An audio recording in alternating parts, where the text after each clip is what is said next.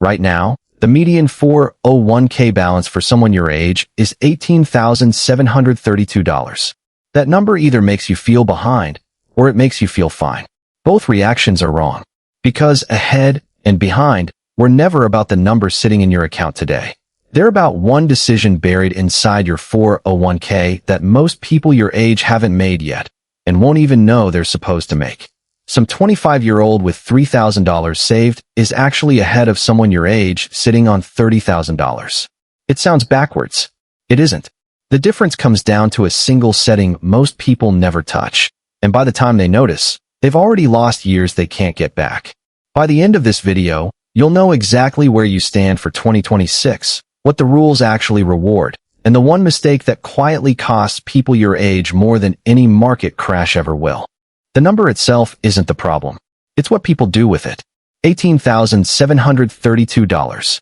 That's the median 401k balance for someone in their late 20s to early 30s right now, according to the newest retirement data for 2026. Not the average, the median. Half of people your age have less than that. Half have more. Averages get dragged up by a small group of people with unusually large balances, the kind who started a company early or inherited a head start. The median is what a normal person, doing a normal job, actually has sitting in their account. Here's where most people get it wrong. If you're sitting well below that number, you assume you're failing. If you're sitting well above it, you assume you've got this handled. Both assumptions skip the actual question, because the real comparison was never you versus everyone your age. It's you versus the version of yourself who started 3 years earlier or 3 years later. That single gap does something to your final number that has almost nothing to do with how much money you're actually contributing. Take two people. Same job. Same salary. Same 10% contribution rate. Dollar for dollar. No difference in effort or income. One of them opens a 401k at 22. The other opens one at 25. Same market. Same investments. Same everything, except the start date. By the time they're both 65, the person who started at 22 doesn't just end up slightly ahead. Depending on returns, that 3-year head start can turn into tens of thousands of extra dollars, sometimes more than 100,000, without that person ever putting in a single extra dollar of their own money than the other one did. The account did the work. Time did the rest. That means the $18,732 median isn't really telling you where you stand. It's telling you where a mix of 25-year-olds and 34-year-olds land on average. People with completely different starting points bundled into one number. A 25-year-old sitting at $18,000 might actually be ahead of a 33-year-old sitting at $25,000, once you account for how many years each of them actually had the account open. So before you check your balance against that median and feel good or bad about it, there's a better question. Not how much do you have? How long has your money actually had to work? That's the real starting line, and it's the reason two people earning the exact same paycheck can retire with completely different lives. That timing gap is also where the real math gets uncomfortable, because the difference isn't small. It's the kind of number that changes what your 60s actually look like. Let's put an actual number on that gap, because a lot more money doesn't mean anything until you see it. Two people, same 401k, same fund, same 7% average yearly return. That's roughly what a normal stock-heavy portfolio has done long-term. Both put in $400 a month. That's it. Nothing extra, nothing dramatic. The only difference is when they start. One opens the account at 22. The other opens it at 25. By 65, the person who started at 22 has $1,310,452 sitting in their account. The person who started at 25 has $1,049,925. That's a gap of $260,527 for 3 years.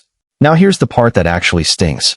Go back and check how much extra money the 22-year-old actually put in during those 3 years they had a head start. $14,400. That's the entire cost of starting early. $14,400 in contributions turned into a $250,000 advantage by the time retirement shows up. The market didn't know either of these people worked harder or earned more. It didn't reward effort. It rewarded time. Every dollar sitting in an account for an extra 3 years gets to ride through 3 extra years of growth. And growth compounding on growth compounding on growth is not a small effect once you stretch it across 4 decades. This is also why comparing your balance to someone else your age is close to useless. Two 28-year-olds can have wildly different numbers, not because one of them is smarter with money, but because one of them opened an account at 22 and the other opened one at 26. Same age today, completely different trajectories. But here's what nobody tells you when they explain compounding. Time alone doesn't guarantee that gap. It only shows up if the money is actually invested the right way, inside an account that's set up correctly from the start. Two people can both start at 22, contribute the exact same amount, and still end up tens of thousands of dollars apart, because of a decision that has nothing to do with timing at all. That decision happens the moment you open the account, usually without anyone explaining what it actually does. And it's sitting there right now in your own 401k, whether you've touched it or not. If there's a second gap hiding in your 401k, and this one has nothing to do with time. It has to do with money you were already offered and might be walking away from without knowing it. The average employer match right now is 4.6% of your salary. On a $60,000 income, that's roughly $2,760 a year, deposited by your employer, not you, the moment you contribute enough to unlock it. Most plans work the same basic way. A company matches a portion of every dollar you put in, up to a set percentage of your pay. It sounds simple. Free money for showing up and contributing. Here's the part almost nobody explains clearly. That match isn't actually yours the second it lands in your account. Only 22% of plans hand you full ownership of the match immediately. The rest put it behind a waiting period called vesting. Some use a cliff, where you own 0% of the match right up until a specific anniversary, then suddenly own 100% of it overnight. Others spread it out over several years, giving you a slice at a time until you're fully vested, often around year 5.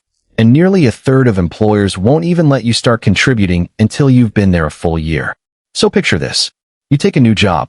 You contribute for 2 years. Your employer faithfully matches you the whole time, and the number looks great on your dashboard. Then you get a better offer and leave at year 2.5. If your plan runs a 3-year cliff, every dollar of that match, 2.5 years of free money, gets erased. Not reduced. Erased. You keep your own contributions and whatever they grew into. The employer's portion goes back to the employer. This is the part that quietly punishes people in their 20s and 30s more than any other group, because this is exactly the stretch of life when people change jobs the most. Chasing a raise, switching industries, moving cities. Every one of those moves is a moment where you might be leaving real, already earned money on the table without a single warning popping up to tell you. None of this means don't take the new job.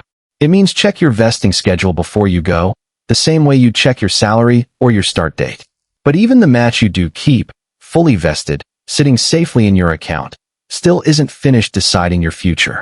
Because right next to it, in the same account, is a setting you probably clicked past when you first signed up. And that one setting decides how much of your own money you actually get to keep once you retire. Every 401k comes with a switch most people never touch. It's called traditional versus Roth, and the difference between the two isn't a minor technicality. It changes how much of your own money you actually get to spend in retirement. Traditional 401k, the default most plans set you up with, works like this. Your contribution comes out of your paycheck before taxes. You get a smaller tax bill today, and the money grows untouched for decades. Sounds great. But every single dollar you pull out later, in your 60s and 70s, gets taxed as regular income at whatever rate exists then. Roth 401k flips that. You pay taxes on the money now, before it goes in. Your paycheck takes a slightly bigger hit today. But when you pull that money out in retirement, all of it, including every bit of growth, comes out completely tax-free. Not taxed less. Not taxed later. Untaxed. Here's the part that surprises people. The common assumption is that pre-tax, traditional, is the smarter move, because saving on taxes today feels like the win. But that logic only holds if you expect to be in a lower tax bracket in retirement than you are right now.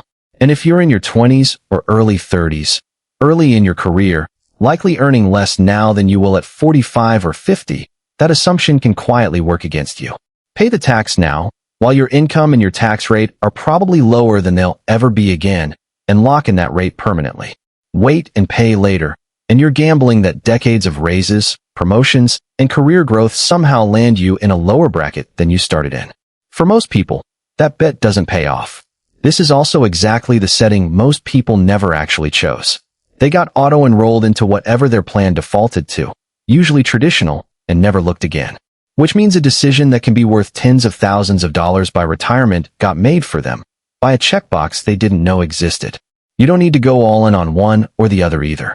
Plenty of people split contributions between both, hedging against not knowing exactly what tax rates will look like 30 or 40 years from now. But splitting only works if you know the split exists in the first place. And this decision matters for one more reason nobody mentions when they're 25.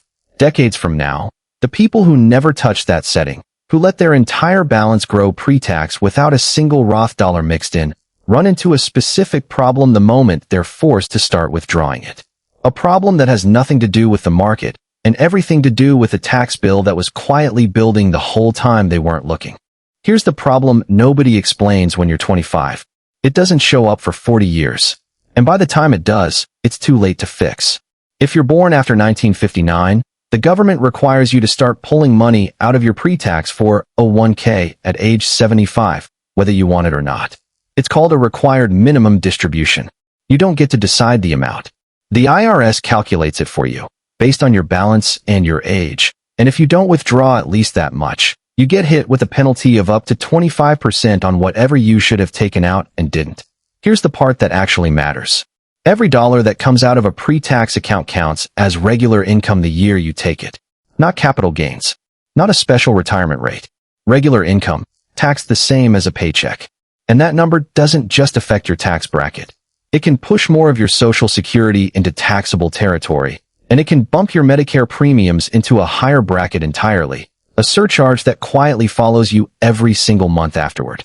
So picture the person who spent 40 years doing everything right. Maxed contributions. Never touched the account. Watched it grow into a number that looks incredible on paper. Then they turn 75, and the government forces them to start pulling out chunks of it whether they need the cash or not, taxed at whatever rate exists that decade. A retirement account that felt like a win for 4 decades suddenly starts working against them the moment they're required to spend it. This is the part nobody warns you about at 25, because 75 sounds like a different universe. But here's what actually connects it back to you right now. Every dollar sitting in a Roth account skips this problem completely. Roth 401k balances aren't subject to required withdrawals at all. Not at 73. Not at 75. Not ever. That money grows, and it comes out exactly when you want it. Exactly how much you want, completely tax-free, with the IRS having zero say in the matter. Which means the setting from a few minutes ago wasn't just about your tax bracket today. It was about whether a decision you make at 25, in about 30 seconds, on a form you'll forget you ever filled out, determines whether your 75-year-old self is in control of their own money or answering to a government-mandated withdrawal schedule. That's the actual gap this video started with. Not the number in your account. Not even the years you've had it open. It's whether you understood what you were building before the building finished itself, and whether you're one of the people who finds out at 25, or one of the people who finds out at 75, when there's nothing left to do but watch the tax bill arrive.